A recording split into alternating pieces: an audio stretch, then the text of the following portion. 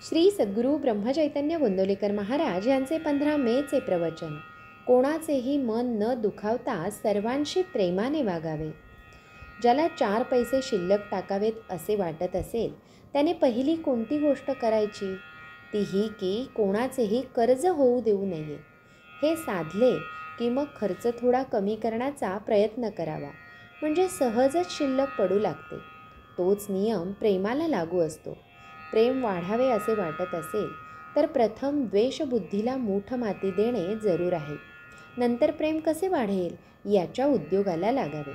चुकूनसुद्धा कोणाचे मन दुखावणार नाही अशी दक्षता घेणे जरूर आहे. एखाद्याला काठी मारली किंवा अन्य तऱ्हेने देहाला दुखापत केली तर ती थोड्याफार वेळाने भरून निघेल आणि त्याच्या हातापाया पडून माफी मागितली तर तो मनुष्य क्षमाही करेल. पण मन दुखवण्या इतकी वाईट गोष्ट दुसरी नाही. मन दुखविणे म्हणजे प्रत्यक्ष परमेश्वराला दुखविण्यासारखे आहे. कारण भगवंताने ज्या आपल्या विभूती सांगितल्या आहेत त्यात मी मन आहे असे सांगितले आहे. सत्याचे व्रत चांगले आहे हे खरे, पण सारासार विचार प्रत्येक ठिकाणी अवश्य लागतो. एखादा मनुष्य जर असे म्हणाला की मी एक सत्य तेवढेच जाणतो आणि सत्य बोलताना आई, बाप, माणसे, देव, गुरु वगैरे कुणालाच ओळखत नाही, तर त्याला काय म्हणावे? एक सत्य पाळण्याच्या नावाखाली जर असल्या पूज्य विभूतींचे अवमान करण्याचे 10 गुन्हे होत असतील तर त्या सत्याला चांगले तरी कसे म्हणावे?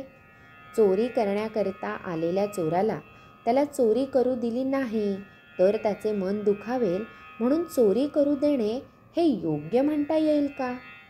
सारांश: प्रत्येक गोष्टीत सारासार विचाराची गरज आहे.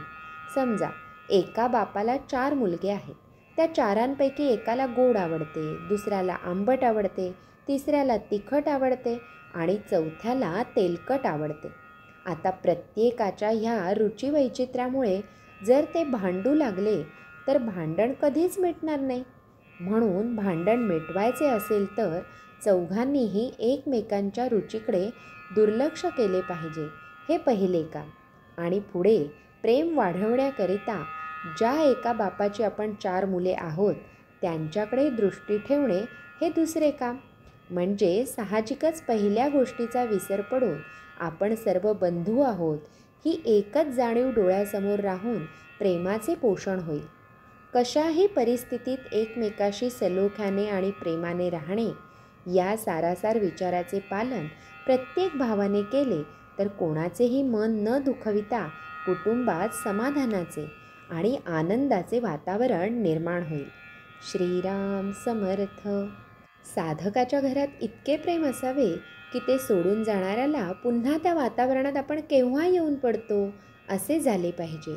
श्री सद्गुरू ब्रह्मचैतन्य गोंदवलेकर महाराज की जय. जय जय रघुवीर समर्थ.